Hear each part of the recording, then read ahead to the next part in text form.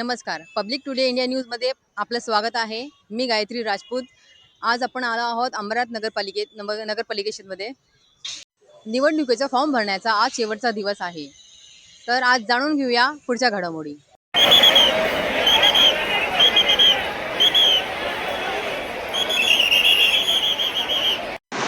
आमचे नेते उपमुख्यमंत्री एकनाथ शिंदे साहेब, कल्याण लोकसभेचे खासदार डॉक्टर श्रीकांत शिंदे साहेब, अंबरनाथचे आमदार बालाजी गिनीकर साहेब व आमचे अंबरनाथ शहराचे शहर प्रमुख अरविंद वाडेकर साहेब यांच्या नेतृत्वाखाली व माझे वडील लोकनेते अजित जाधव साहेब यांच्या आशीर्वादाने आज आम्हाला शिवसेनेने तिकीट दिलेलं आहे.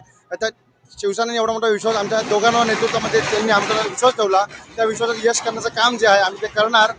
आम्ही वार्ड क्रमांक 3मध्ये जे विकासाचं काम वर्षानुवर्ष थांबलेलं आहे त्याला कोणताच वाली नाही आहे, कोणत्याच प्रकारचा त्यांना विकास नाही आहे. प्रत्येक गल्लीमध्ये तिकडं कोणत्याही प्रकारचा विकास झालेला नव्हता. जेव्हा 10 वर्षा पहिले आमचे नगरसेवक आमच्या घराचेच नगरसेवक होते तेव्हा तोपर्यंत विकास होता. पण जेव्हा आम्ही विकास म्हणजे आम्ही नगरसेवक नसून पण आम्ही विकास करायला द्यायचो तर आम्हाला विरोध व्हायचा त्या गोष्टीचा. पण आज आम्हाला आमच्या पक्षाने जे विश्वासाने आम्हाला जे उमेदवारी जाहीर केली त्या उमेदवारी जाहीर करून आम्ही आमच्या पक्षाला विश्वास देतो की येत्या 2 तारखेला आम्ही दोन्ही उमेदवार शिवसेना पक्षाचे आम्ही तिकडे जिंकून येऊ आणि विकासाचं जे काम आहे ते सुरू करू. आणि जरी विकासाचं काम आम्हाला कोणी थांबवलं आम्ही त्यांना यही शब्द देतो की विकासाचं काम आम्ही एवढं चांगलं करू की आम्हाला आमच्या प्रभाग व आमच्या पुन्हा शहरामध्ये आम्ही चर्चा करू. हे आम्ही तुम्हाला शब्द देतो. जय महाराष्ट्र.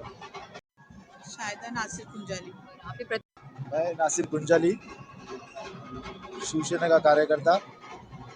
मुझे शिंदे साहब ने, डॉक्टर बालाजी केनीकर ने, श्रीकांत शिंदे साहब ने और अरविंद वालेकर ने मुझे शिवसेना से लड़ने का एक मौका दिया।